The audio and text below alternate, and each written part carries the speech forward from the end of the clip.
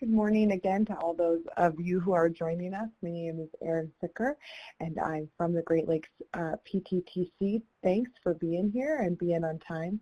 We are recording this webinar, and we will get started in just a little bit at the top of the hour. And as we wait, I am just really enjoying watching your answers to our lobby poll. Why did you decide to join the webinar today? And it looks like a lot of folks are here for knowledge and ideas.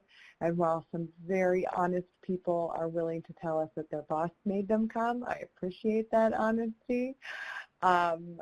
It's great to see everyone looking for inspiration and networking and being here with us today. So like I said, we will get started at the top of the hour. Thanks so much.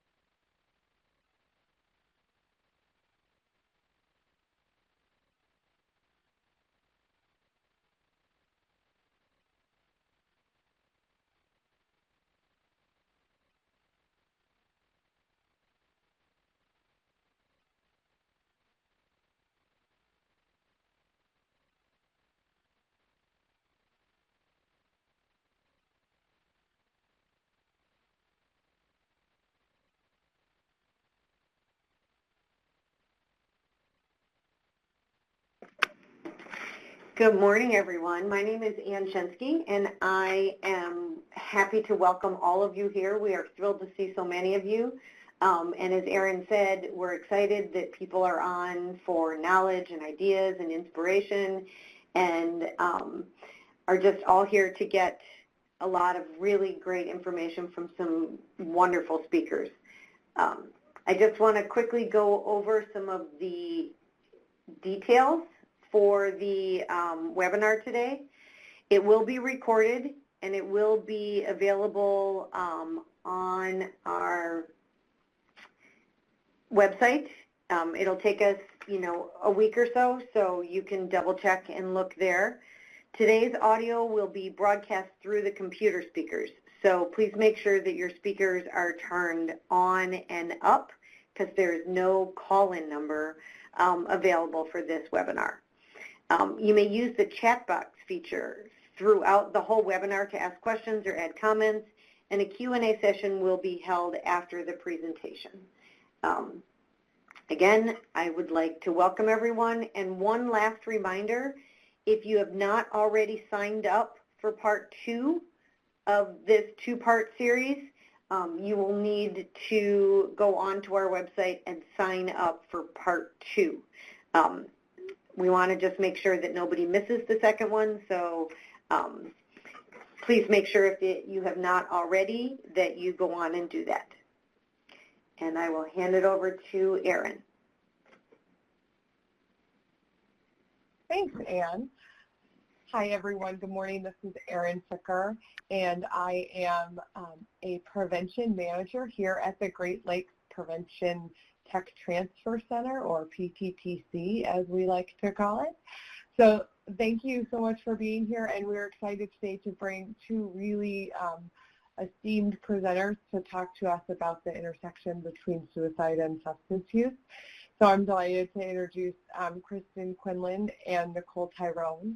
Dr. Kristen Quinlan is a lead epidemiologist for the Suicide Prevention Research Center, or SPRC, where she provides recommendations on using suicide-related data for planning, quality improvement, and impact purposes. Dr. Quinlan is also the director of the Outreach Core for the Injury Control Research Center for Suicide Prevention, where she's responsible for translating the latest suicide prevention research into practice. Dr. Quinlan also coordinates and evaluates research efforts for the Transform Project for child maltreatment prevention. She is truly a wealth of information and can help us look at data and understand the intersection here. Thank you, Dr. Quinlan, for agreeing to be here with us today. And Nicole Tirone is with us as well. And Nicole is a licensed clinical social worker and a senior project associate for the Health and Behavioral Health Institute at the Suicide Prevention Research Center. That's a mouthful, but at SPRC. Her role includes providing consultation to behavioral health organizations, states, emergency departments, and primary care providers. She also has worked on the suicide risk assessment curriculum. And prior to joining SPRC, Nicole's worked in crisis intervention, substance use disorder treatment, and jail diversion programs. Nicole continues to provide outpatient counseling at a local community center on a part-time basis. So we're lucky to have them both with us today. The objectives for our training today are really to describe the complicated relationship between substance use disorders and suicidal thoughts and behavior, review overlapping risks and protective factors for substance use disorder and suicide, and to identify next steps that can be taken to approach both of these issues at the community level. I can think of no two better people to do that with than Dr. Quinlan and Nicole, so thank you so much, and I will turn it over to Nicole to get us started. Great. Thank you so much, Erin and Ann, for the introduction and for welcoming us today. I really appreciate that. And so what I'd like to do now is just, given the objectives that Erin just presented for us, I'm wondering what other questions you'd like to see answered today. So I just invite you to share in the chat any additional questions you might be interested in getting answers to, or for folks who answered kind of like other reason in the poll, I'd love to hear what your reason is for attending this webinar today. You know, I'm hoping to have a lot of interactivity with you today in this chat so that, you know, we really get the benefit of your expertise as well. So I'll just give a minute for people to start typing into the chat any additional thoughts or questions that they might have. If you scroll up in the chat a little bit, you should see the link to register for the second webinar in this two-part series. And as was mentioned before, that'll focus more specifically on opioid misuse, overdose, and suicide, as well as particular populations that may be at risk. And so there's that link there. So you can register for the second one there. That will take place a week from today. Okay, so I'm seeing people looking for information on data, trends on opioid use and suicide, justice-involved populations. These are all great questions. Oh, I'm seeing that maybe I need to be a little louder. Hopefully this is better. Okay, great. Oh, interesting. Yep, behavioral health consumers and tobacco, another good question. Okay, great. So thank you again for sharing your questions and thoughts that you have for the webinar today. I'll go ahead and get us started since we do have so much information we want to cover today. But please feel free to keep adding your thoughts and questions here in the chat. So today we're talking about how substance use and suicide are linked. So there's substantial evidence that links alcohol and drug use with suicide risk. So for example, people with substance use disorders are at higher risk for suicide than the general population. And that risk is actually even greater among people who have a co-occurring mental illness and substance use disorder. Adults who report heavy alcohol use and use of illicit drugs have more suicidal thoughts and behaviors compared to the general population. Among youth, in particular, self-reported suicide plans and attempts are higher among heavy episodic or what you might hear called binge drinkers and prescription drug users than compared to those who do not use prescription drugs or binge drink. So in addition, studies of suicide and of substance abuse reveal shared risk and protective factors such as adverse childhood experiences, a risk factor, and social connectedness, a protective factor. Recent work has begun to conceptualize suicide and substance misuse together as a collective problem. And the rise that we've seen in tragic deaths from overdose, suicide, and alcohol-related disease and the interconnectedness of these issues make the link between substance misuse and suicide an area of increasing importance to the field of suicide prevention. And also it's an opportunity to work in collaboration with substance misuse preventionists as well. We'll go ahead and move right along to our next section. I'm going to pass this over to Dr. Kristen Quinlan, who's going to walk us through existing data sources at the national and community level on substance misuse, overdose, and suicide. And then at the end of this section, I'll be coming back in to get your takeaways from this section and talk about some of those kind of practical implications for our work at the community level. And so, Kristen, I'll pass it to you. Great. Thank you so much, Erin and Nicole, for the introduction and also for setting the stage. So as was mentioned in the introduction, I'm an epidemiologist, kind of researcher type. So what I'm going to be doing is focusing a lot of this conversation on the numbers, but I'm also someone who's lost someone to suicide, and I know that for every suicide and for every opioid overdose, there's a person, there's a family, and there's a community. I'm focusing on the numbers because I really believe that they can help inform our prevention and our treatment efforts, but I want to be clear up front that I'm very cognizant of what those numbers really represent. I'm also really committed in my work to translating research into practice. That's something that's really important to me. So you're going to bear with me, I think, in the first couple of slides because they might be a little bit number heavy, but please know that we're really quickly headed toward application, and so that's really where we're going to be focusing most of our presentation today. But I do think those numbers are important for really just, setting the stage and making the case. So I'm going to start with some basic state-level information on suicide. So if we look here on this slide, we're looking at rate changes over time. If we look at the changes from 1999 to 2016, which is the rate changes that are seen here on this slide, you're going to notice increases of varying degrees in every single state, pretty much with the exception of Nevada. Nevada was pretty high to begin with in terms of their suicide rate, so they didn't see the same level of increase that some of the other states did. I want to point out on this chart that we have the West and kind of the Midwest states. They have a particularly high increase, and those states are at particularly high risk. And I think there's a lot of theories around as to why these states in the West, Northwest kind of have higher rates. And some of those theories include things like access to lethal means, particularly to firearms, social isolation, because these are big states with a lot of rural areas.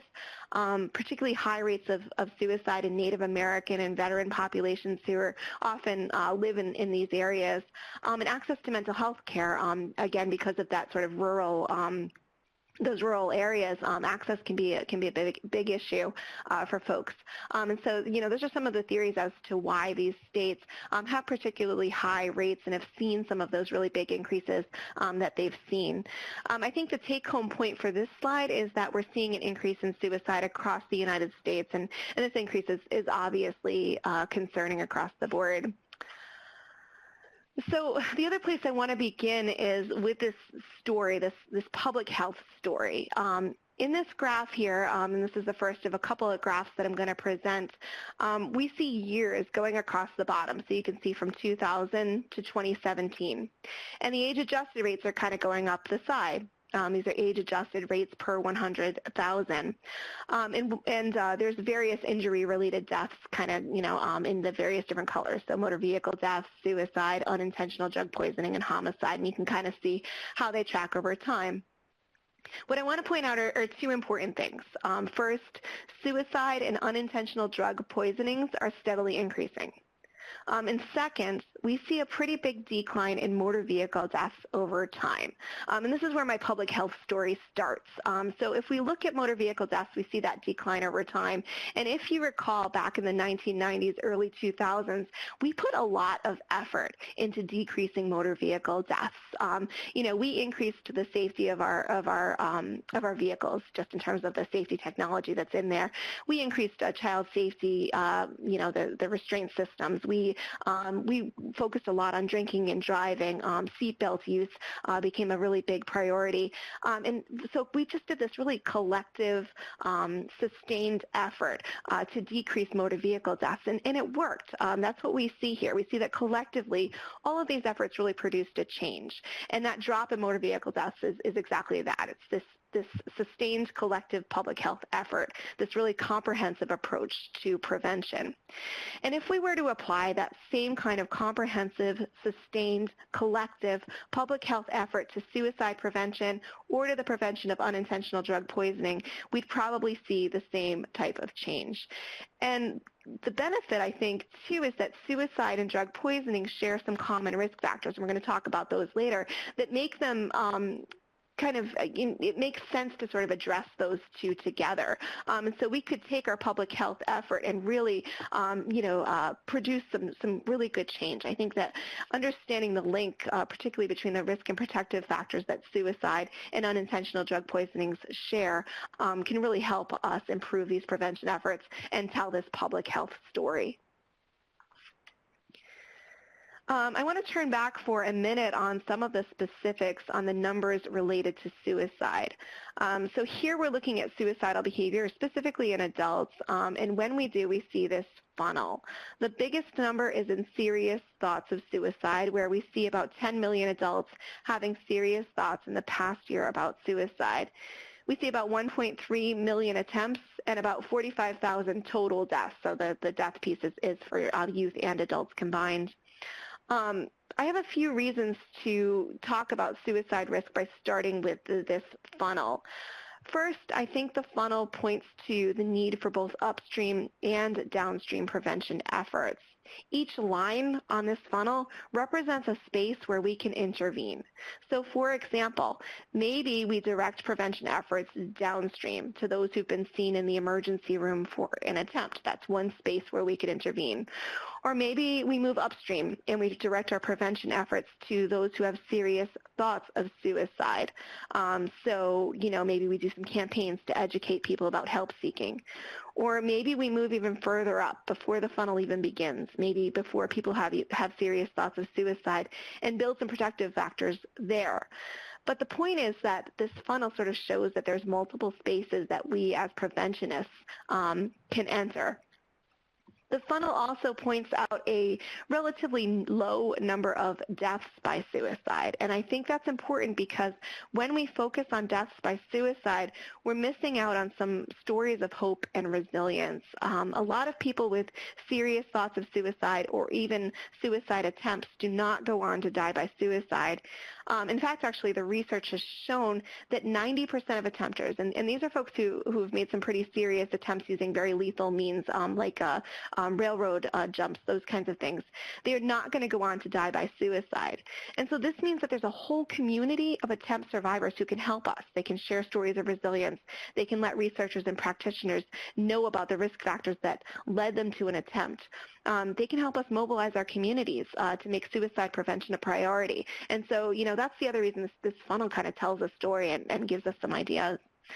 I'm also using this funnel because a lot of the folks who are counted here are also likely at higher risk for substance abuse and drug-related overdoses. And I want to get to that connection later, but I just want to make that point here that there's a pretty good overlap here between folks at risk for suicide and folks at risk for substance misuse. All right, so now I want to turn to talk a little bit about suicide in healthcare settings. And the reason I'm doing that is because it's an interesting possible partner for suicide preventionists and also, I would say, for substance abuse preventionists as well. There's a lot of good studies that have found that suicide often happens after people were seen by a primary care provider or in an emergency department, and not necessarily for anything that has to do with suicide. So for example, we see here on the slide, 45% of people who died by suicide had contact with a primary care provider in the month before their death. For older adults, we see that this finding is even more pronounced. We see that 70% of older adults who died by suicide saw their primary care provider within the 1 month prior to their death. Again, these are for things that are probably unrelated or often unrelated to suicide at all.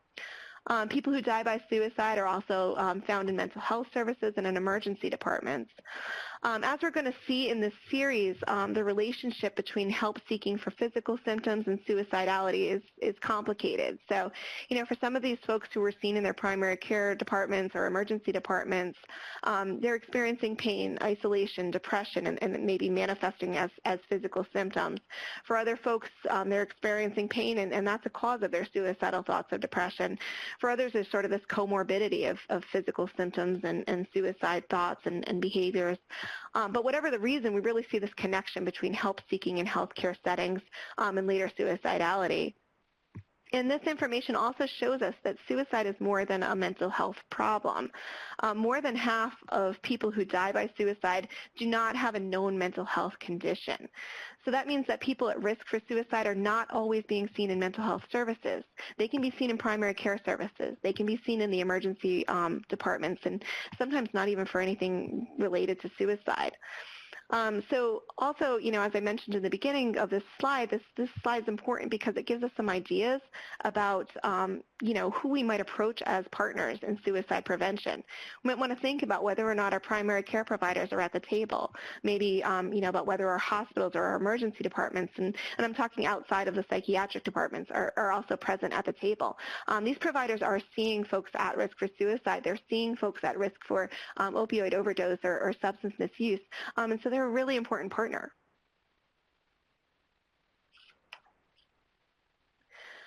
Suicide is also linked to alcohol and drug misuse as well. We're just introducing this idea here on the slide, but we're going to explore it in a lot more detail later. The research cited here is talking about blood alcohol levels among suicide decedents. Coroner reports have indicated that 1 in 4 suicide decedents had blood alcohol levels that exceeded the legal limit. It's important to note that, when coroners are testing for blood alcohol levels, not all coroners do it, consistently with all folks who die by suicide. So there's some caveats, I think, in the numbers here. But I think the point still stands that there is a possible connection between substance use and suicide, and we're really going to kind of focus on that a little later on as we go through these slides. We also know that over a third of individuals seeking treatment for substance use disorder report a history of suicide attempts. If we look at meta-analyses, which are kind of they're studies that combine the results of several studies to really get a good sense of what the real effect is in the world. They've shown that adults who have an opioid use disorder are 13 times more likely to die by suicide than the general population. So again, we're just seeing this link between substance use disorders and suicide. It seems very clear. I think that what's challenging about that link is that, understanding the explanation as to the hows and the whys that substance use disorder and suicide are linked is complicated. It could be that substances like opioids offer increased access to lethal means. So maybe people who misuse opioids or other substances are more likely to die by suicide because they have access to a pretty lethal method of suicide. Maybe opioids and other substances have disinhibiting effects, and maybe because of these, there's an increased likelihood that people can and will act on their suicidal impulses. Maybe there's some characteristic like pain or depression that's associated with both suicide and substance use disorders. I think the take-home point is that any of these hypotheses or even a combination of these hypotheses is entirely possible. The real point there is that the mechanisms that explain the relationship between substance use disorder and suicide are not really well understood. There's a lot of possible explanations as to why they're linked, but we do know that link seems to be present. All right, so this pie chart here illustrates means of suicide by various methods. So if you look at the pie chart specifically, you can see that firearms account for about 51% of suicides in 2017.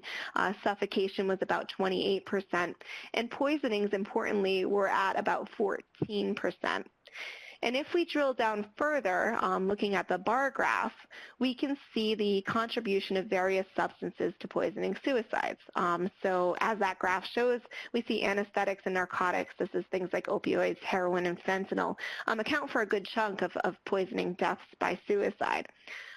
So poisoning, particularly poisoning by opioids, heroin, and fentanyl, is not uncommon in suicide, and that's another reason why it makes sense to focus on that connection between substance misuse and suicide. And here we drill down a little more. We look at the connection between race and suicide, race and drug-induced deaths, and alcohol-induced deaths. And so, again, we see rates per 100,000 going up along the side. We see various populations, Native Americans, whites, blacks, and African Americans, Asian and Pacific Islanders, kind of running along the bottom. And then we see the different types of deaths in various colors. So we created this chart using CDC's online analysis tool. It's called Wonder. And Wonder draws on death certificate data and allows users, it's publicly available data, it allows users to look at deaths across different categories. And so what you're seeing here is age-adjusted death rate by those three different causes, like I said, suicide, alcohol-induced, and drug-induced deaths. If we look pretty closely, we can see that Native Americans are at particularly high risk of all three causes of death. Whites are also at particularly high risk for suicide and drug-induced deaths when we compare them to other races.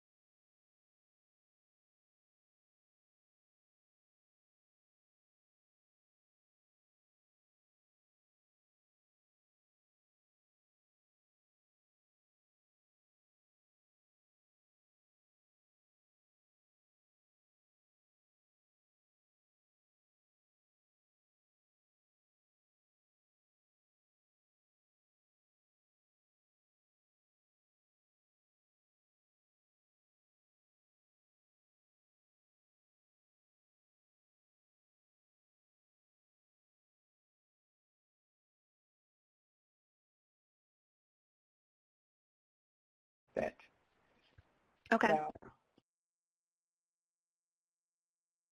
Hi, are we back on? Can folks hear us? Oh, thank you so much. So much. Thank you guys were great in letting us know.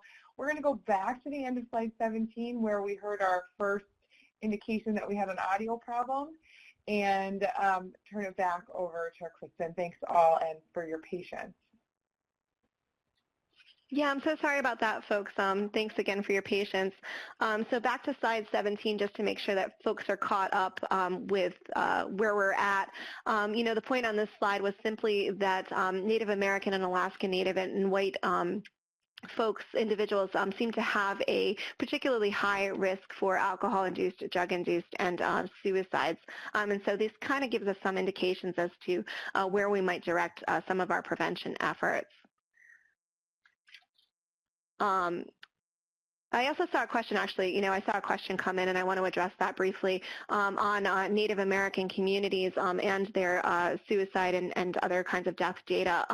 The data drawn here are from the CDC, so these are from coroner reports.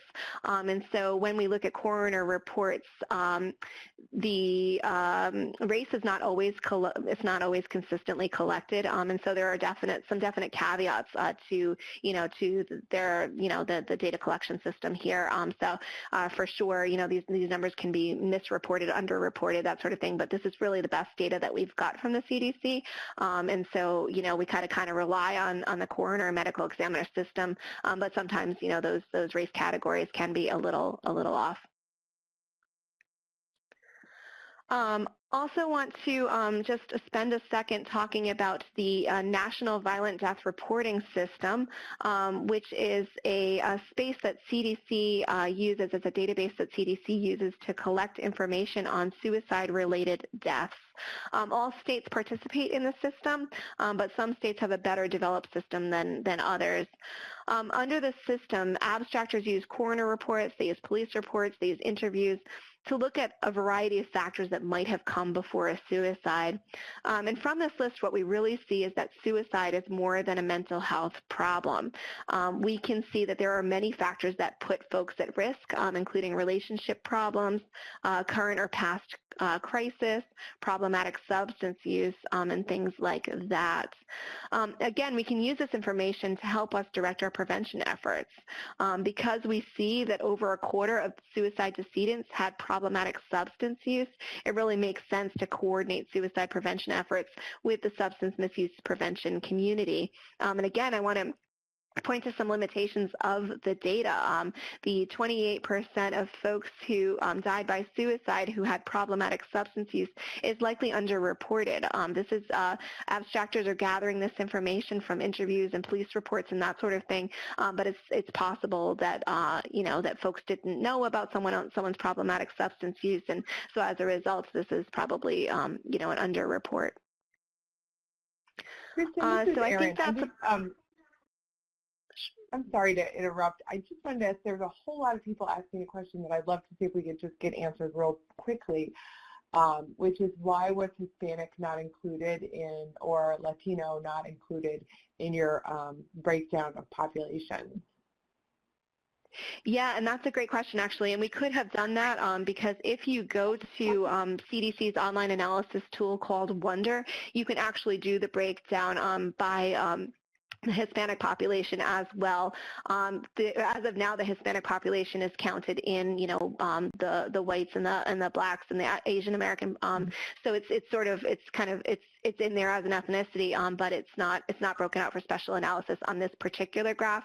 But it can easily be done on the Wonder tool. And I believe you can find the suicide rate specifically for folks who are Hispanic, who identify as Hispanic, on our SPRC website. So if you go to sprc.org, we have data on that specifically.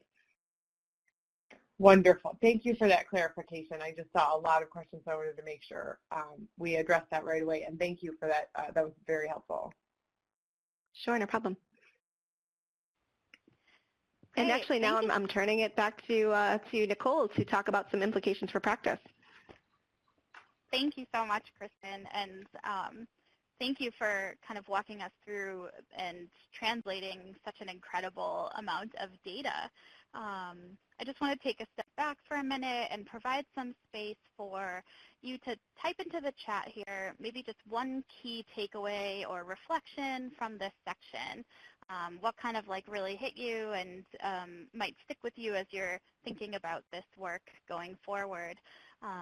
So while people are typing into the chat, I'm just going to sum up a little bit about how all of this data can be interpreted in practice.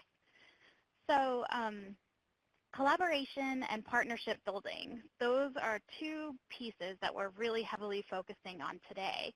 As you likely already know, we have to make sure that we are collecting data that is both relevant and also helps us to identify what the priority problems in each of our communities are.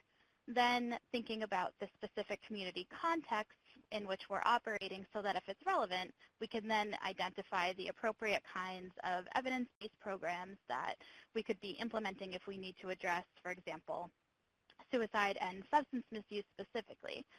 So if we're thinking about data as a community-level prevention practitioner, whether on the substance use prevention side or suicide prevention side, you want to be able to step back and identify what kinds of community-level data you have available to you.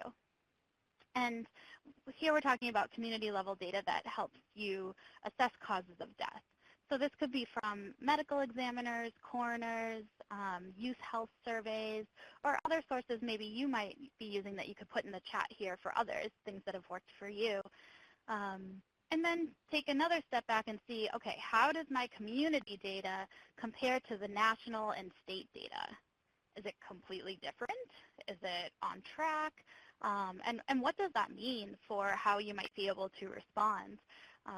Based on all of that, then you can identify partners to approach for qualitative data, so key stakeholder interviews or focus groups, and then that will hopefully lead to a place where you might be able to better understand which populations are most at risk in your particular community.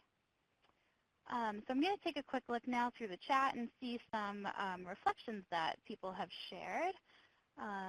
Okay, so I see some surprise at the means of suicide and how much it can vary from state to state, the rates, how closely substance use relates to prior attempts, healthcare access and suicide attempts. Yeah, a lot of people find that surprising, you know, to know that people were so involved in care prior to a suicide attempt or death.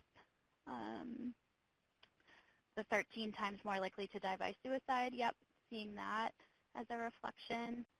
Okay, great. So it seems like lots of people reflecting on how closely these two issues really do seem to be tied together. As Kristen was talking, I was noticing in the chat here that a lot of people were talking about difficulties related to the challenges of data and, you know, how things are defined and what's an overdose versus a suicide death. And actually, we're going to have Kristen talk to us about some of that coming up next. So I think that I'll go ahead and keep us moving and hand it back to Kristen so she can help us understand a little bit more about the limitations of overdose and suicide death data. So Kristen, back to you. Great, thanks, Nicole. And, you know, I really appreciated that in the chat, too. It seems like, you know, folks really understand some of the caveats associated with data, that data tell one part of a story, but that the voices of other folks, the survivor community, families, you know, first responders, you know, these stories are really critically important for really understanding what's happening in a community. And that's where, you know, kind of where I want to go next. I think I want to talk a bit about the limitations to overdose and suicide death data so you can really understand some of the challenges that I think we as preventionists are kind of dealing with when we're using data to inform our prevention efforts. If we want to understand the relationship between suicide and substance misuse or overdose, there are some complications because when a coroner or a medical examiner is classifying a death as a suicide or as an opioid overdose, they have to determine two things. First, did the person know that the dose of the substance they took was likely to be lethal? So did they have enough knowledge with or experience with that drug to understand its effects? And second, what was a person's intent? And I think this intent question is such a challenge because when you know, substances are involved, sometimes even the decedent might not know what his or her intent was. So, you know, was this an intentional suicide that happened by drug use, or was this an unintentional drug or opioid overdose? Intent is left up to coroners and medical examiners, and they have to decide where on this intentionality continuum a death falls. And this can be really difficult to determine, again, because like I said, even the decedent sometimes might not know what his or her intention really was. As a result, you know, medical examiners and coroner systems are challenged. So these are the categories that they have to choose from when they're recording their death certificate. You know, the first two are, you know, fairly, you know, explanatory, but the last four, I think, are where, you know, we kind of struggle. So, you know, was this a suicide, a clear case of suicide? Was this an accident, a clear unintentional accident? Was this a death of an undetermined intent? So, you know, you can't really decide, was it a suicide or was it an unintentional overdose, or was it a death of an unknown cause? And so I think one of the issues is that coroners and medical examiners may not be so systematic in how they choose their selection. They may be inadvertently or not so inadvertently biased about selecting some cases as suicide, some as accident, and some as undetermined. And I want to spend a minute just talking a little bit about that. These are some of the challenges that medical examiners and coroners encounter when they classify a poisoning death. They have scarce resources and inadequate training opportunities. I think particularly for coroners who may not be medically trained, there's not really a lot of policies in some states regarding requirements for ongoing training. And when you don't have ongoing training and something like the opioid crisis pops up, it creates new challenges for your work. There's still, unfortunately, punitive policies. So some insurance companies might not pay out on a policy that was just bought before a suicide death. Coroners and medical examiners know this, and this can kind of come into their selection of manner of death. There's a bias that's produced by knowledge of existing trends. The opioid crisis is everywhere. It's on the news. It's in everyday conversations. Oftentimes folks know someone who has died by an opioid overdose, and coroners and medical examiners are not immune to this. They're kind of operating in this context. So they hear opioid death, and they may not necessarily be thinking suicide. They may not have the training to kind of piece those things apart. And again, they've got that intentionality continuum going on. They have to decide what a person's intent was, and that can be really, really confusing. There's a lot of complexities about that. There's also stigma and cultural opinions. Coroners and medical examiners might face political pressures not to classify some deaths as a suicide just because of stigma. Or, they might have some ideas about what they think a suicide looks like, and they may not look closely at classifying a death as a suicide if it doesn't really contain those characteristics that sort of, kind of fit in their head as, what a suicide would look like. So if it doesn't include a note, if it includes more of a passive method as opposed to a more active method, those kinds of things might influence their decision to classify a drug in one way or another. The issue of intent, along with all the issues that I just identified on that slide, mean that the undercounting of suicide is a potential problem in overdose deaths. And I think the bigger problem is that the undercounting of suicides might not be random. But if you want to learn a little bit more about the non-random undercounting of suicides and kind of how this plays out, I'd really suggest Ian Rockett's work. Ian Rockett is a researcher out of West Virginia University, and he found that some groups might be more affected than other groups by the undercounting of suicide. Specifically, those folks listed here on the slide might be at risk for being classified as a death of undetermined intent or as an overdose instead of a suicide. And I guess, I think why does it matter that, suicide deaths are miscounted? How does that kind of impact us in terms of practice?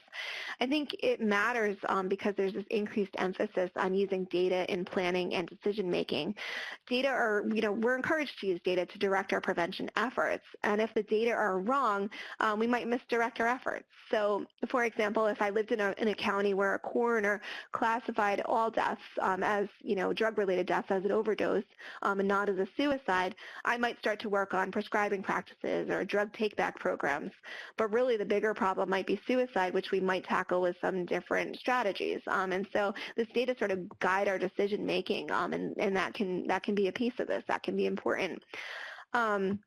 There are some who argue that the undercounting issue is not really relevant. It kind of divides the substance abuse prevention and suicide prevention communities, and we don't need that division right now. We need to be working together, and I agree with that. But as an evaluator, I still think that miscounting can hurt our prevention efforts. It can kind of just lead us to be sort of misdirected in our efforts.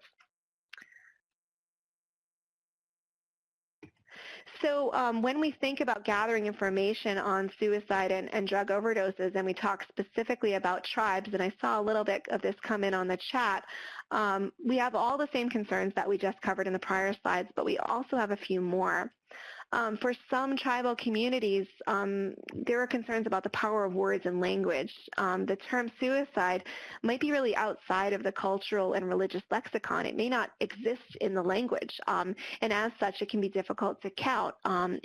Just culturally, it's not there.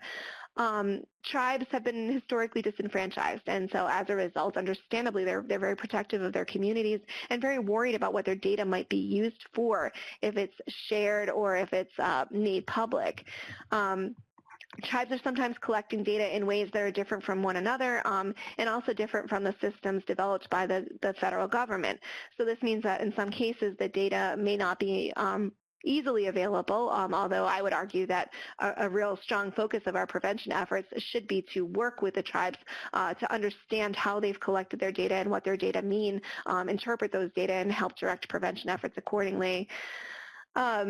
We also know from an earlier slide that Native American communities are at risk for suicide and drug-related deaths, and so it's just generally important that we direct resources to these communities to help address suicide and opioid overdose in a culturally meaningful way. What I'm going to do now is I'm going to turn things over to Nicole to talk a little bit about implications. Great. Thank you so much, Kristen. So now that we've heard about these challenges and barriers, it can kind of feel like we're facing a very uphill battle here. I think it's a good idea for us to take a step back and think about some of the things we can do within the type of systems we're working in. And so I'd like to invite everyone again to type into the chat here one key takeaway from this section and any ideas that, really stuck out to you or, things that you think could help. So the key takeaway here, I think, is talking with the people you have forged partnerships with after you've looked at all that local data, right? So what can you learn from coroners or medical examiners about how they're classifying deaths? Is there someone in the community that you could partner with to build a campaign to address the stigma around both suicide and overdose deaths? Maybe you could work with law enforcement or other public service entities. Would it be possible to offer them training related to the intersection of overdose and suicide deaths that might help increase their knowledge around this and maybe possibly reduce the undercounting of suicides? So let's take a look at some of the reflections here. Yes, I love this comment. Follow-up after data collection is just as important as the collection itself, right? So making the effort to kind of take action based on what you find. The importance of cultural competency, definitely, and understanding that suicides do not all look the same. That's a great, great point. Stigma and cultural opinions. The difficulty behind differentiating between intentional and unintentional deaths through substance use. And people don't know what the heck suicide looks like. Yeah, I think you're really getting at the point there that there's a lot of complexity here, and it can be tough to sort through it ourselves, let alone try to educate people in our communities in order to partner with them.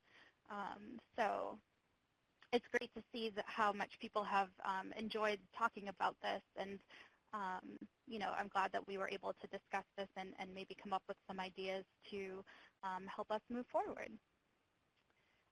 So please, keep sharing things in the chat about what you've heard so far. Any questions that you might have, we'll definitely have plenty of time for those at the end. So, keep them coming.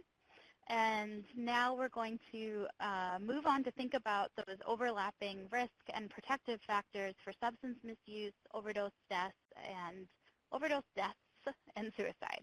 And then again, we'll come around at the end of this section to kind of talk about some of those practical implications and what does that mean for us working in the community.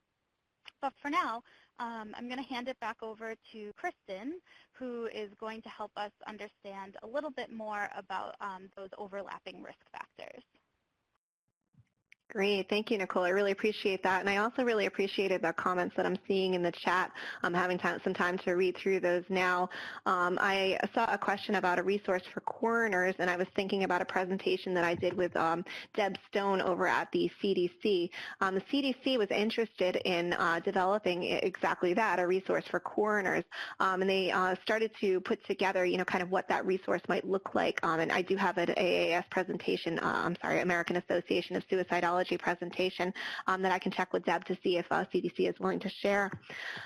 Also want to point to a couple of states that are, interesting in terms of their, the way that they're thinking about that coroner system and how they're kind of tackling it. In Montana, the suicide coordinator was trained as a coroner, so we could really understand what that system looks like.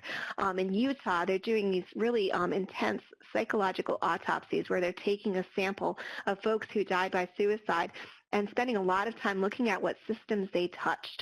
So Utah has a really rich data source going on right now where they are pulling from suicide decedents, from family members in psychological autopsies, were they involved in child welfare? Were they involved in juvenile justice?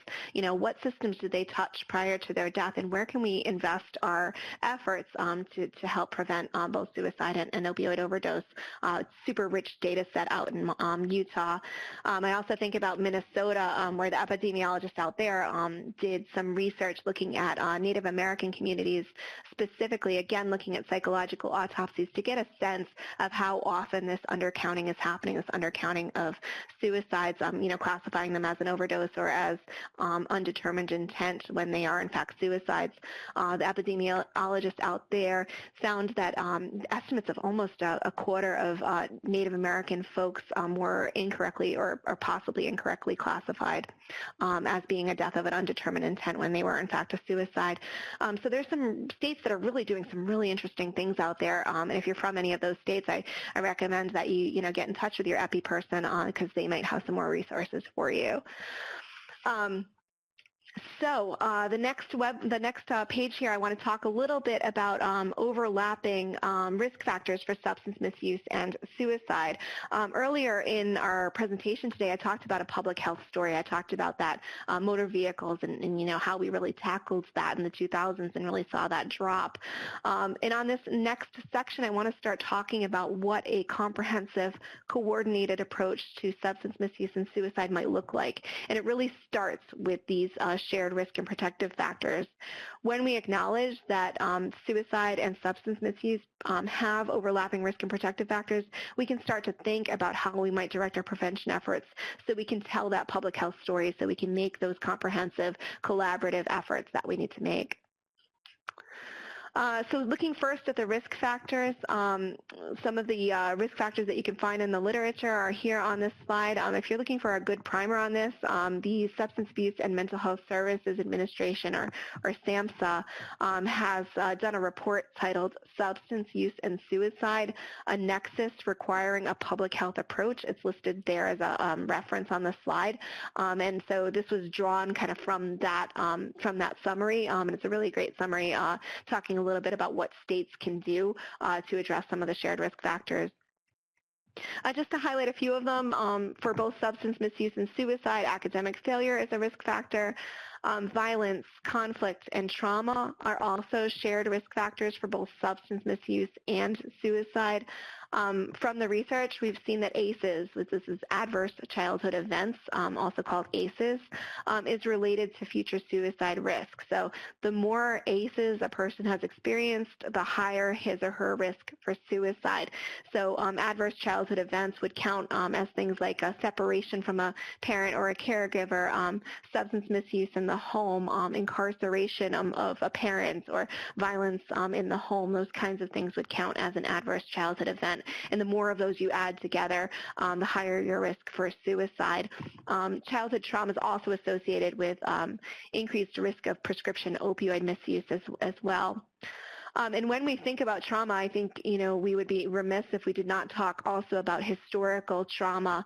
We pointed earlier to the high risk of death by suicide and substance use for Native American and Alaska Native populations, and there's really convincing evidence in the literature that historical trauma plays a role there. few more shared risk factors. Again, here on the slide, I just want to review a couple of them. Physical and mental health concerns specifically are associated with both substance misuse and suicide. So if we think about things like cancers, degenerative diseases of the central nervous system, this would be things like Parkinson's or multiple sclerosis, traumatic injury, central nervous system disorders like epilepsy, chronic pain conditions, headaches, back pain, all of these are associated with suicide risk. From the substance misuse literature, we know that pain patients, particularly those with high prescriptions, a greater supply of pain medication, are at risk for substance misuse and dependence. Also want to highlight this social isolation, peer rejection, loss of relationship theme that we've sort of seen throughout these risk factors. We've seen it both in the substance misuse literature and also in the suicide literature that social isolation is a factor. I talked earlier about those rural communities that we see out in the West and those high rates that we see out in the West. We often think about rural communities as kind of a proxy measure of social isolation, and so that's one of the risk factors that that I think contribute to both substance misuse and suicide. If we think about suicide specifically and Thomas Joyner's work, who's a brilliant academic at Florida State, he created what's called the interpersonal theory of suicide. And it said that social isolation or a lack of connection to others is one of a couple of driving forces behind suicide. And his work's been pretty well tested as well.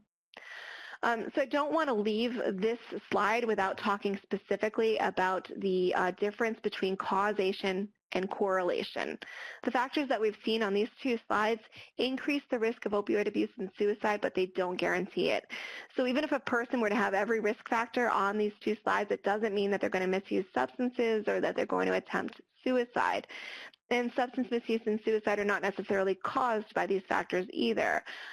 These risk factors have very complicated relationships with both substance misuse and suicide, but also with each other. So I want to really just underscore that fact that these relationships of these risk factors are complicated and they're not necessarily causational.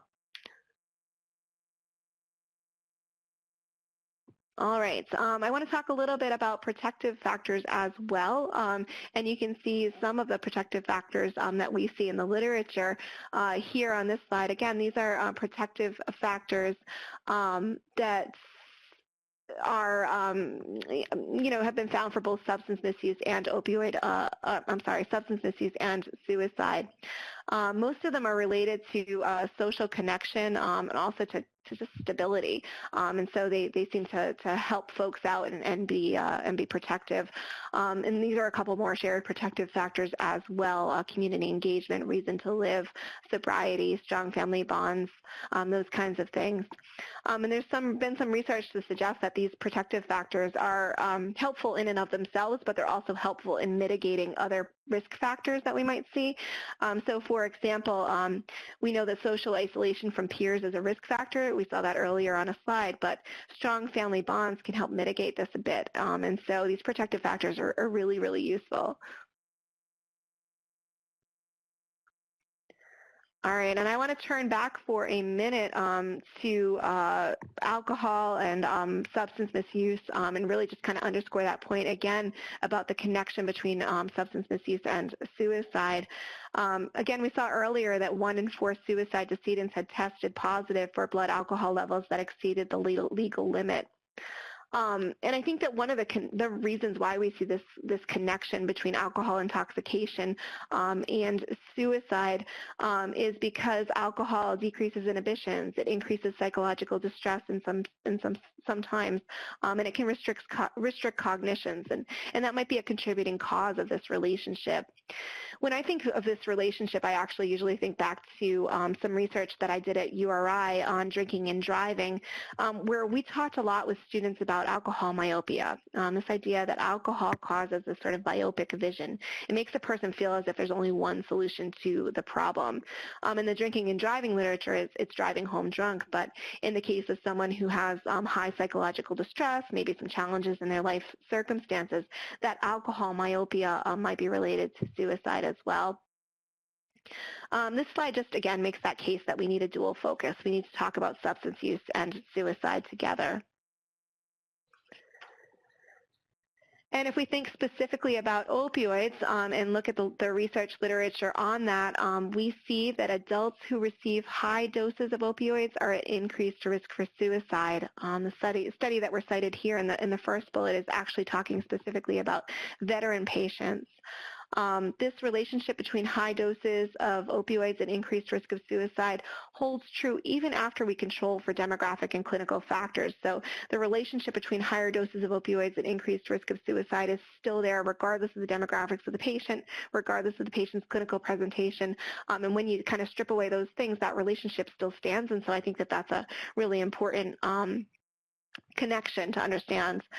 The relationship between opioid abuse and suicide, particularly at higher doses, is also associated with suicide. Adults who misuse opioids weekly or more are at higher risk for suicide plannings and attempts. And this holds true even after we control for things like depression and other psychiatric conditions. So again, even if we strip away some of those other pieces, we still see that adults who abuse opioids frequently are more likely to engage in suicide planning and attempts.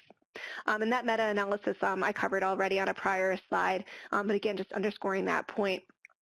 I think what all of these bullets have in common is that the degree of opioid involvement matters. People who abuse opioids more frequently, who use higher doses, or who have an opioid use disorder appear to be at particularly high suicide risk. And I'm just going to turn it over to Nicole to talk a little bit about implications. Great. Thank you so much, Kristen. And thank you so much to everyone who's been going along with us here in the chat.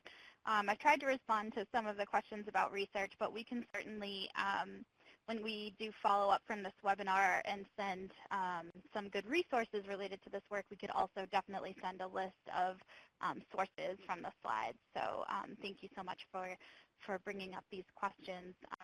I saw that someone had asked about the researcher who's done work on social connectedness in suicide, and that was Dr. Thomas Joyner. I put a link in the chat to a list of his research and additional work. So we're going to kind of move now into thinking of next steps. So we've kind of got all this information in our tool belt, and so what are we going to do? How are we going to use this to inform our prevention and intervention work? So let's take a look here at the links. So substance use prevention is suicide prevention. Prevention professionals who work on substance use and suicide issues are often housed in different state agencies or tribal organizations according to their, quote, specialty. And the organizational barriers to collaborating may exist due to each agency's kind of unique and distinct mission and the structures that are in place for addressing their mission. But using an interagency approach to develop a comprehensive suicide prevention strategy, state and tribal governments can bridge those organizational barriers, build connection among agencies, and facilitate collaboration. We've talked about the research that shows multiple social and environmental factors affecting suicide risk. It's apparent that population-based strategies aimed at reducing risk and increasing protective factors are critical. And as Kristen just showed us, risk and protective factors for both overdose and suicide deaths were found to overlap, and a risk factor for suicidal behavior includes substance use and misuse. And when I say behavior, I'm talking about serious thoughts of suicide or attempts. So working collaboratively across the mental health and substance misuse fields is therefore key to reducing suicide rates.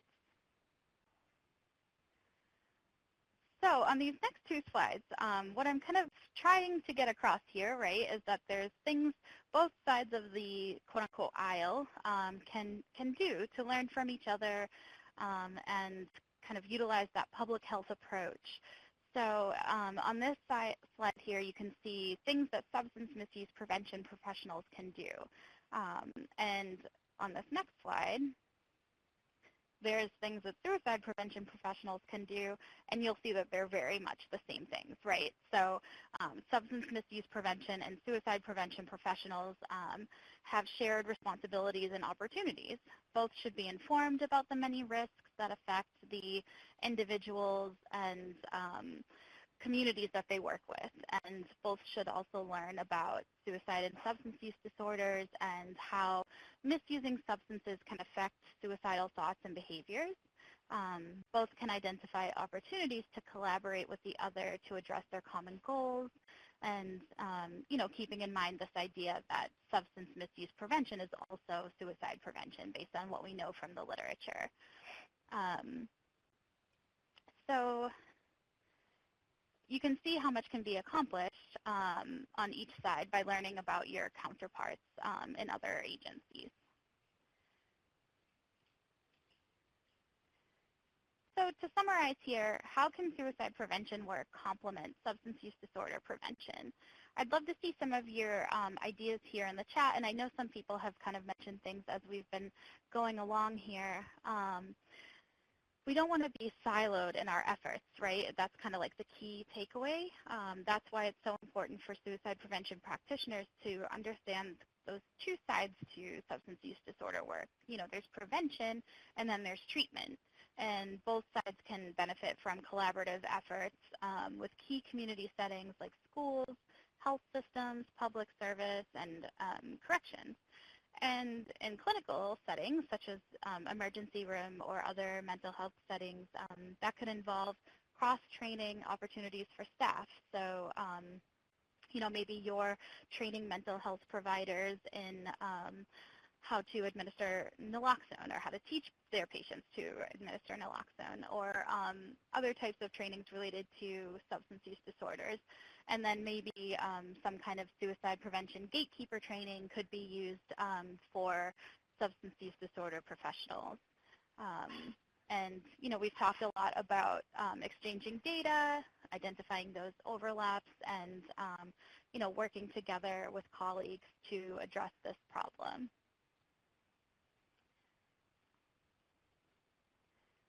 Okay. Oh, I'm seeing some great things coming up in the chat here, like post-attempt wellness checks, training medical staff in things like assist, crisis line staff, do follow-up calls to ER patients.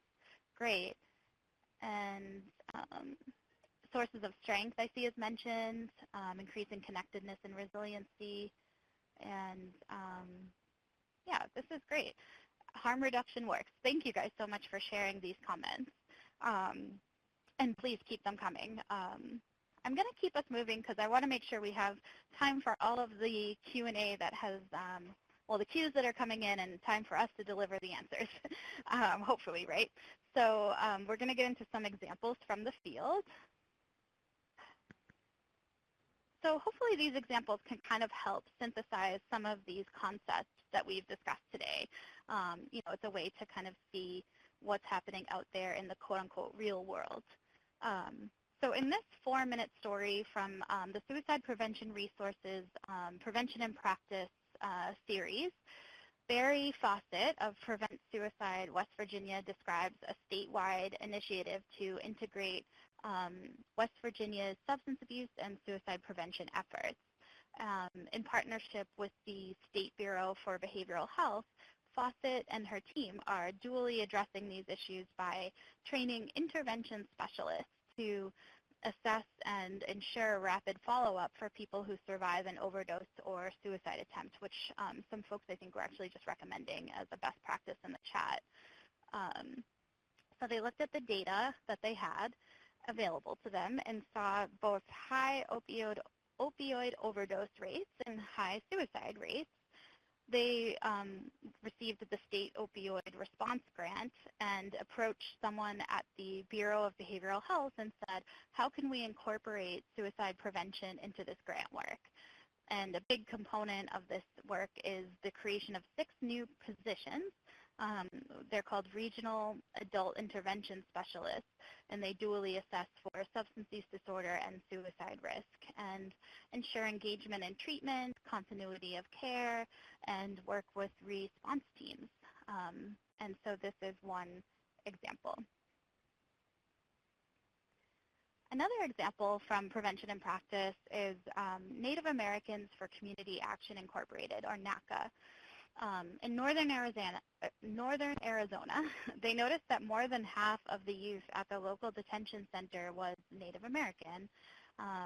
They were determined to change this trajectory for other Native youth and to keep them out of the juvenile justice system, hopefully by building life skills and resilience to adversity. To build these skills, they chose to use an evidence-based program called Coping and Support Training, or CAST, which has been used successfully in the past with Native youth. And this program aligns well with their goals to help youth manage their emotions, make better decisions, reduce their substance use, and improve their grades in school. So to implement the program, they needed to have a partner who had direct access to the youth that they wanted to reach. And they knew from local data that they had sought out that many of the Native American youth in the county juvenile detention center came from specific towns on the reservation. And so they reached out to the schools in those towns to see if they would participate.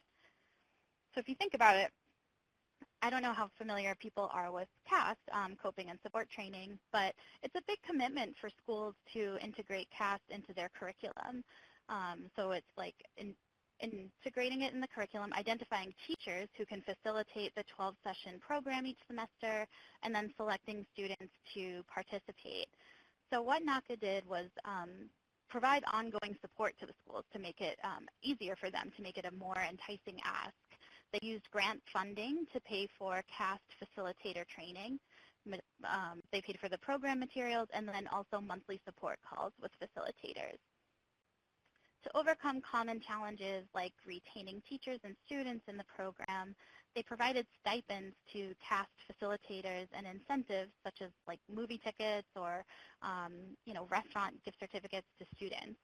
And to help encourage the youth and really celebrate the youth who participated in the program, they also held like a graduation ceremony.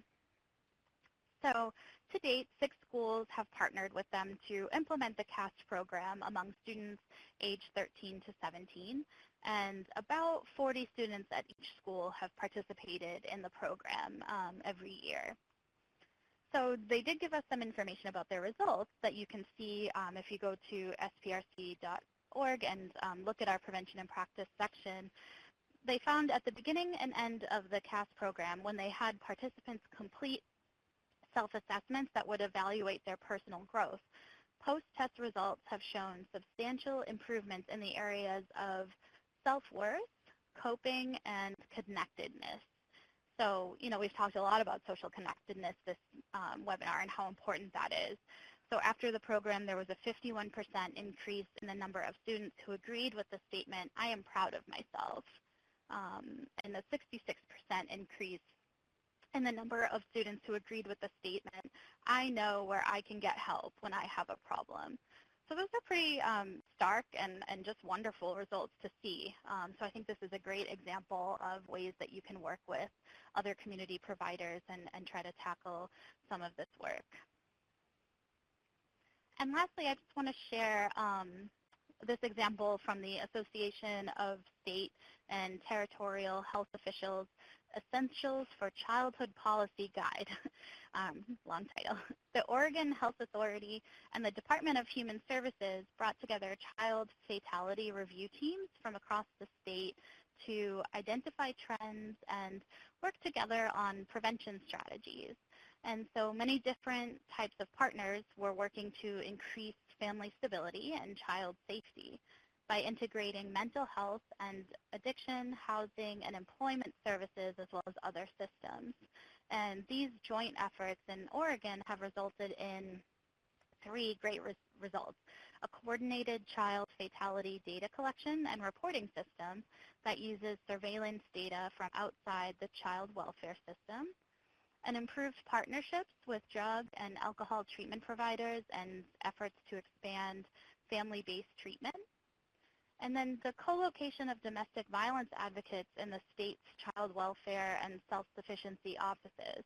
Because after working with an advocate, clients were more likely to access services provided by the health department's offices once they had that kind of connection to start out with. Okay, so now I'm going to pass it back to Kristen for a moment here to kind of help us think about next steps and ways to take action after everything we've learned today before we get into a couple of resources and our Q&A for today. So Kristen, I'll turn it back to you.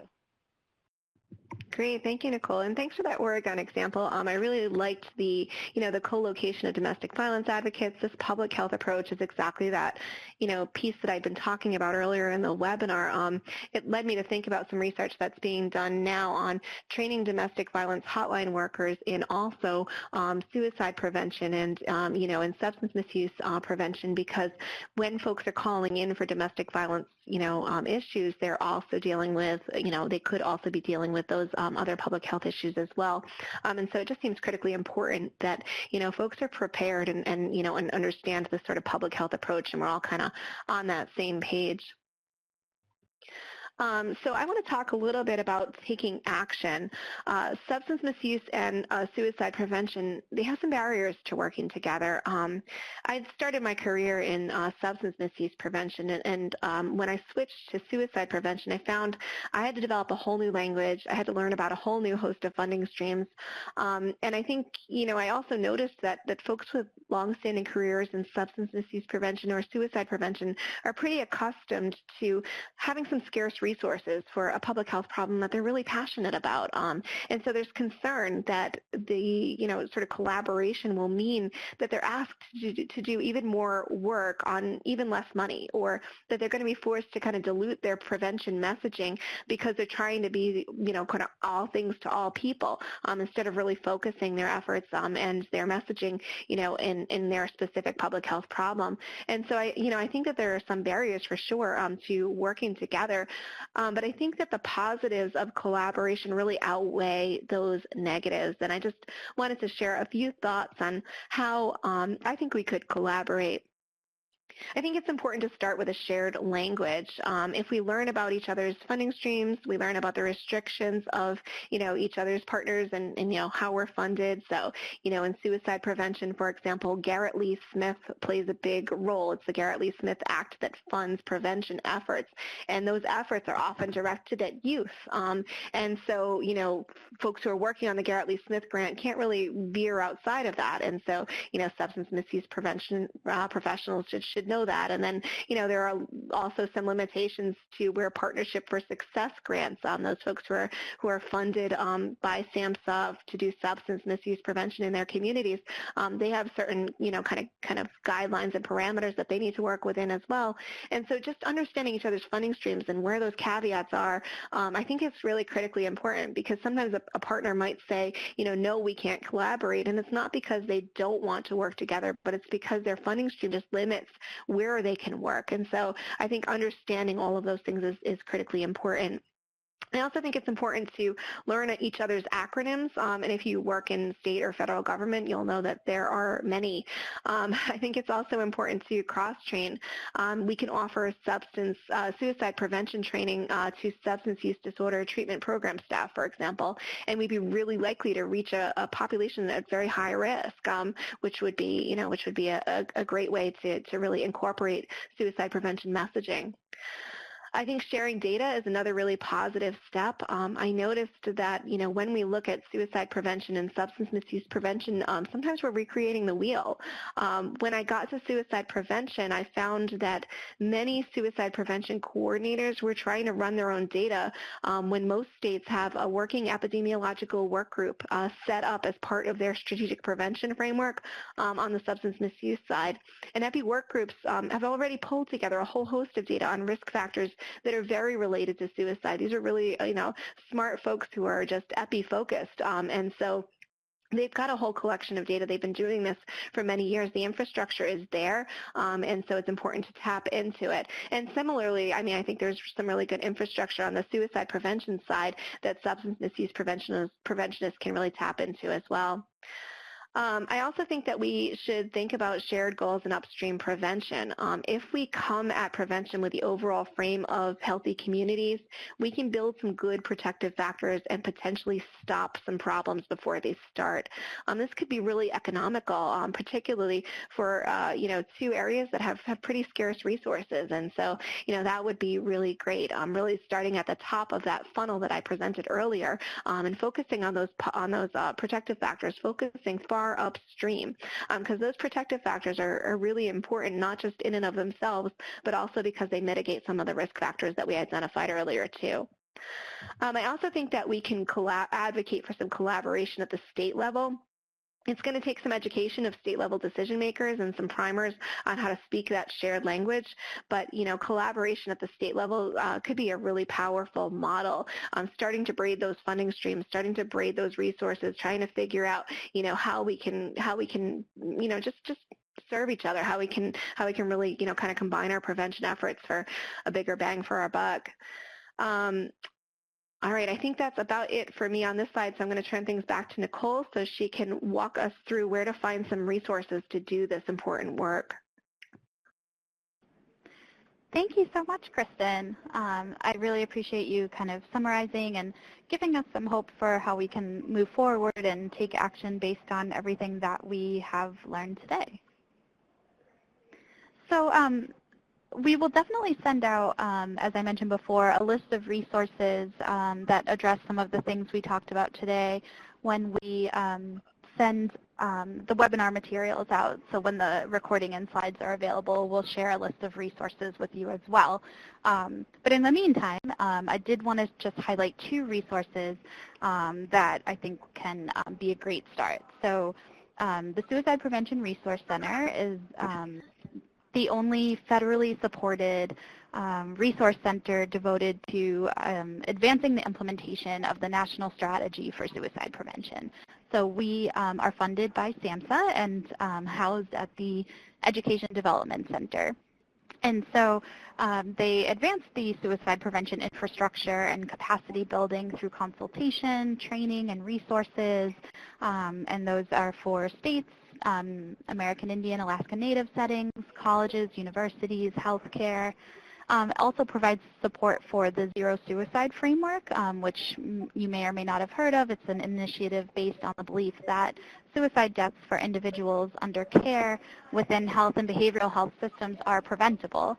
So there's also the zerosuicide.com website that has additional resources for healthcare providers. And then the second resource I just wanted to highlight, this is a toolkit from Prevention Solutions at Education Development Center, and it showcases some of the exciting ways that prevention professionals are collaborating across communities and behavioral health fields to prevent substance use and misuse and promote overall health and wellness in their communities. So collaboration's kind of been the name of the game today, right? So there's some really great, they have 40-plus tools and worksheets that are designed to help you initiate, strengthen, and maintain collaborative relationships in your own community. Okay, so that's, like I said, just two resources, and then we'll be sure to follow up with some additional resources after the webinar. So I'm going to turn it back over to Erin now to carry us through our Q&A session. Great, thank you so much. We've had so much happening in the chat, so thank you guys so much for that, the cross conversation and resource sharing that I'm seeing happening. Thank you so much for that. And we'll make sure that we get you the information that we're seeing come up there. And we did take down your questions, so we're going to try to kind of get to some of those. Probably won't be able to get to all of them, but we'll get to some of them. Just wanted to remind you that this webinar has been brought to you by the Great Lakes PTTC and the regions that we serve. But I want to get to our questions and really spend some time on those. So the first question that we saw in the chat earlier on that I wanted to bring to our panelists was a question typed early on that said, regarding social factors, my experience as an SUD counselor is that people with opioid use disorders who have recently lost people to opioid deaths seem to be at higher risk of overdose death. Are there any studies on this? Kristen? Yes, absolutely. And I think that's such a great question because postvention has been a big part of suicide prevention for a while. Postvention being this idea that you share resources with regard to suicide to the folks who have experienced loss because those folks are at risk for suicide themselves. Now, I do not know how that sort of plays out in the substance use disorder community, but I do know that it's a very important piece of suicide prevention. In fact, so important that in some states, we have like a suicide preventionist who goes out with the coroner system for the sole purpose of really distributing those resources to the family, to the community, to the folks on site, so that way they know who they can call. And so I think that that's a really critical idea, and really appreciate the question. Thank you. And so I want to go to another question that we saw earlier as well, which was, what about suicide for children? I have had adults report suicide attempts in children as young as 9 years old. Yeah, and that's a tough one for sure. And I actually saw a couple things come in on the chat with regard to youth suicide. Youth suicide is a pretty central focus of SAMHSA. As I mentioned earlier, they do fund the Garrett Lee Smith Prevention Program, and that is specifically focused on youth suicides.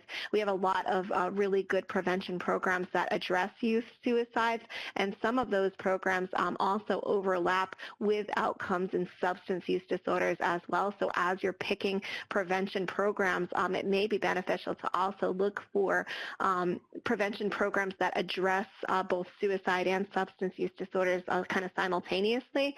But yeah, that's certainly a problem that, that youth suicides, we've sort of seen it on the news, seems to be getting younger. If we look at the data themselves, like, so for example, I could do a quick Whiskers, it's a data visualization program that the CDC has, and a search for youth between the ages of 1 through 9 who died by suicide in 2017 reveals about 5 deaths for youth between that age range.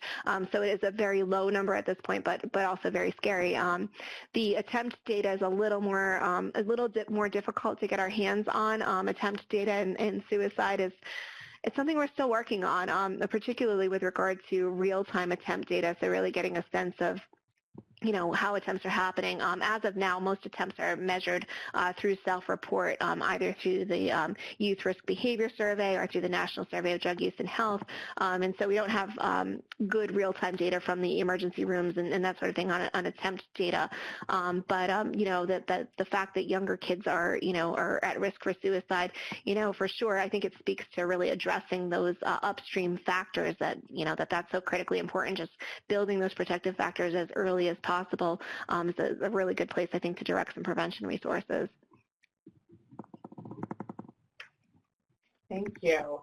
So we have a number of questions that we saw through the course of the webinar about resources and resources available for specific areas or specific populations, families, and those are references that we can share in a resource list in the webinar follow-up.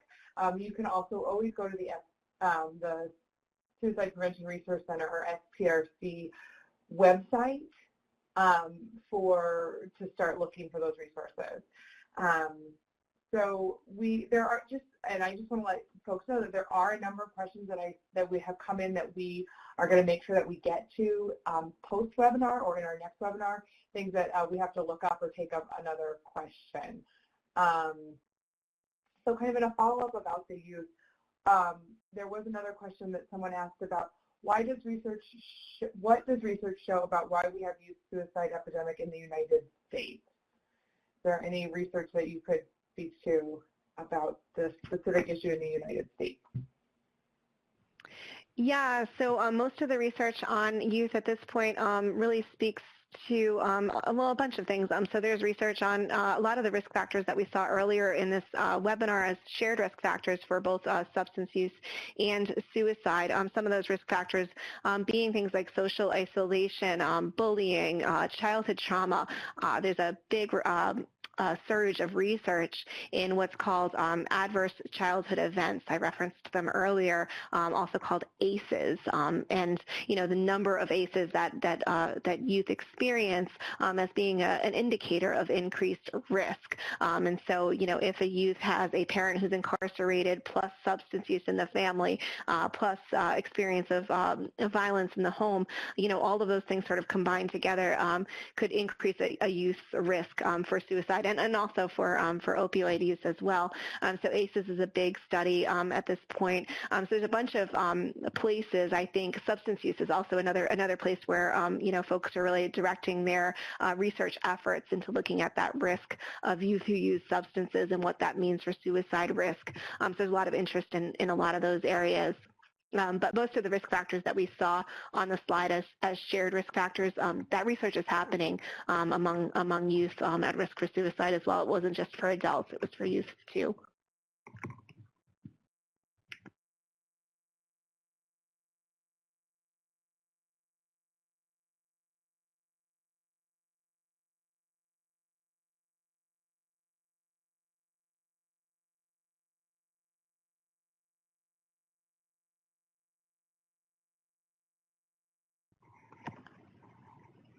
Sorry, Erin, are you on mute? Or sorry, just waiting for the next question. I wasn't sure which one we were headed to next.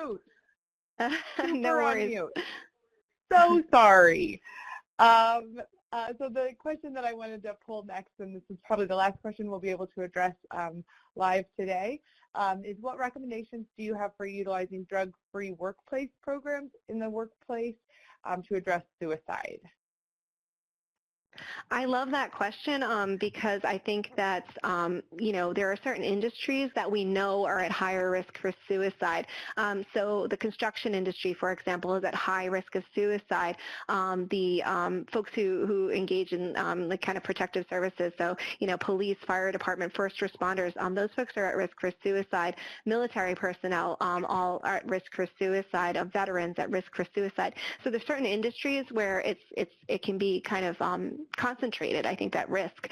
And so I think that the drug-free workplace is a really great example of a space that we can start to talk about those shared risk and protective factors and a way we can really target our efforts. So if you're doing a drug-free workplace work within the construction agency, definitely incorporate suicide prevention messaging in there. Those folks are at high risk. That's an industry that is at high risk. A lot of times those folks, the work is sort of intermittent in that they'll work for a season and then they may be off for the winter months where there is no work to be done. And that leads to social isolation, economic loss, some of the other risk factors that are associated with suicide, and also with opioid misuse. And so those are really great spaces to direct our prevention efforts. If you're looking for a really good resource on where to kind of direct prevention efforts, which industries are at particularly high risk, I'm thinking Colorado has a really cool dashboard where you can really sort by industry and kind of see, particularly in Colorado, which industries are at risk for suicide. But also, I think some of the findings in Colorado kind of stand in other places as well. So that's a great question. Thank you so much. And that was unfortunately our last question.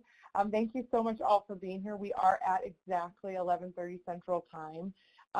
And again, I appreciate you all taking the time to be so engaged in the chat, asking questions. You are a wonderful audience. We do hope that you will join us for part 2. You'll see in the notes section to the right of the slides is a link to register for our part 2 webinar on August 6th at 10 a.m. Central. Please take a minute to click on that and register for our next event if you haven't already. We really hope to spend some time talking to you then a little bit more. Thanks so much.